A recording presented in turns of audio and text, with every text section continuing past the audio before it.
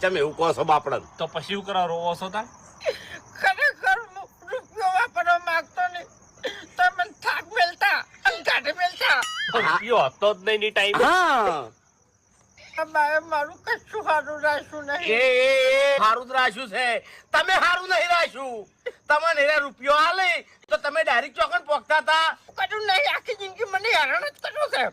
Ration મરી ગયો છું અને હેરાન જ થયો છું, બીજું કોઈ કર્યું નહીં. કોઈ ધૂળે રાખ્યું નહીં. બેહો સોના બોના. એ વાતે દસી કરે. મને મારા બાની યાદ આવે છે કે અત્યારે મારો બાપ હોત તો મને કેટલી આમત મળત. હાસુ પણ એ બરોબર જ છે, કારણ કે મારી આટલી બધી ઉંમર થઈ, મારી બાની કેટલી બધી ઉંમર થોત. ઉપાડી ફરવું પડો તમારે. 120 જેવા. ઉપાડી નહીં, હા એના મોસમથી ઉપાય ના થઈ કોઈ. ના, વાત સાચી તમને કહું, આ તો કહેવાય નહીં, બાકી ગોમ વચ્ચે થઈને હું નીકળું ને તો એના પાછળ હાથ કનો ખબર છે? ખાનો કાતરે કાતરો જો અને મારા બાને લેતો જો. મરી કેમ ગયા ખબર છે તમને? ચમ એને ઠણ ઝઘડા કરવા દો.